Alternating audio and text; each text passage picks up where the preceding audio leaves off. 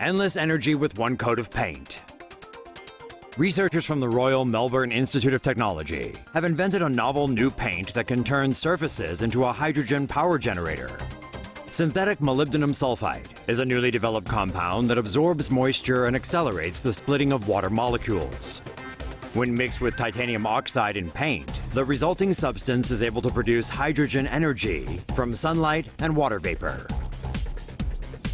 Hydrogen is one of the cleanest sources of energy and can be used to power vehicles and equipment.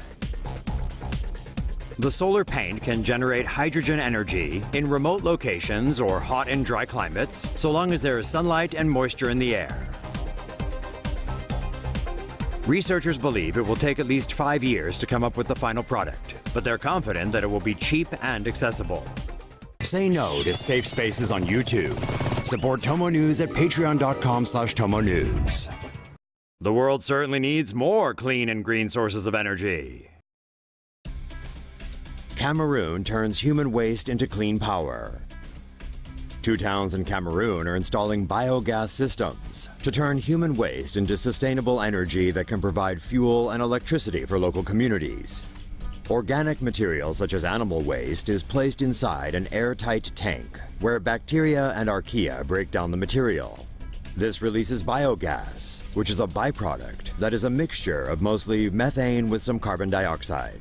The biogas can be stored and burned as a fuel for cooking and to power electricity generators, while the rest of the waste can be used as fertilizer.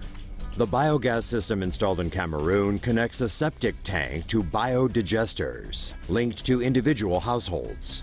Human waste placed in the septic tank is converted into biogas by the biodigesters, and this releases energy into people's homes. More than 3,000 households and local schools in 2 towns have reportedly installed the biogas system. It is estimated that the project may reduce greenhouse gas emissions in the vicinity by up to 60%. The project was initiated by Bioenergy Cameroon, a non-governmental youth organization. The group trains local students, especially female students, on how innovative technology like solar power and biogas work. U.S. Navy obtains fuel from seawater. U.S. Navy reveals the technology of turning seawater into jet fuel. Researchers of the U.S. Naval Research Laboratory have revealed a new technology that allows for the recovery of carbon dioxide and hydrogen from seawater and the ability to turn it into a liquid hydrocarbon fuel. Scientists let seawater pass through a cell, which is subjected to an electric current. The seawater is acidified by exchanging hydrogen ions produced at the anode with sodium ions.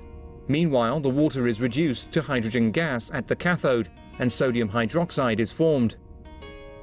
The sodium hydroxide is then added to the leftover seawater to neutralize its acidity. The hydrogen and carbon dioxide are next passed into a heated reaction chamber with an ion catalyst. The gases combine and form long-chained unsaturated hydrocarbons with methane.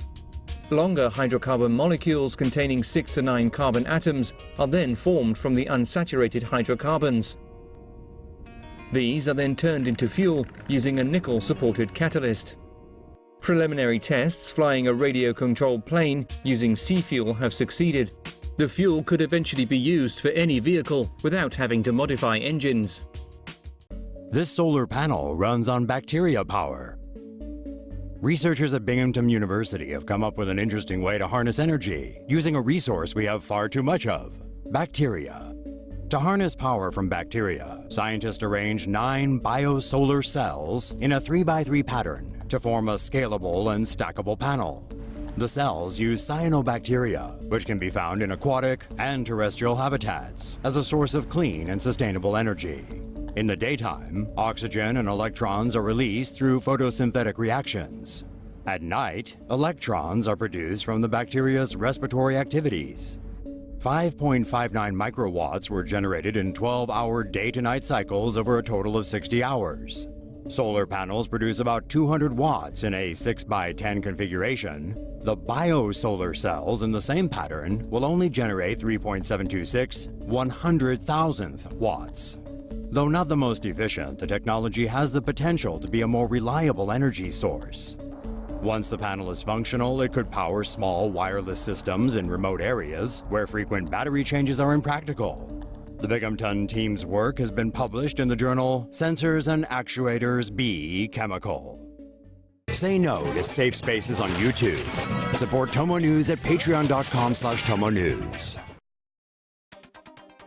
Rain or shine, future solar panels may be able to generate power. Scientists in China are producing solar panels that can produce energy from the last source you'd expect when we're talking about solar energy: rainwater.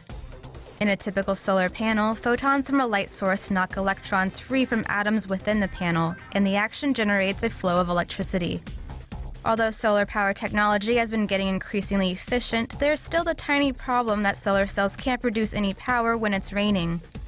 Researchers are introducing a new type of solar panel by adding a layer of graphene or carbon atoms arranged in a honeycomb structure to dye-sensitized solar cells.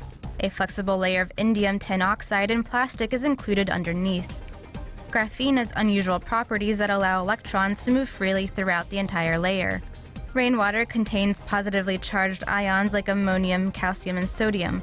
When water binds to the panel's surface, a double layer of positive ions and negatively charged electrons is created, which ends up producing a voltage and current.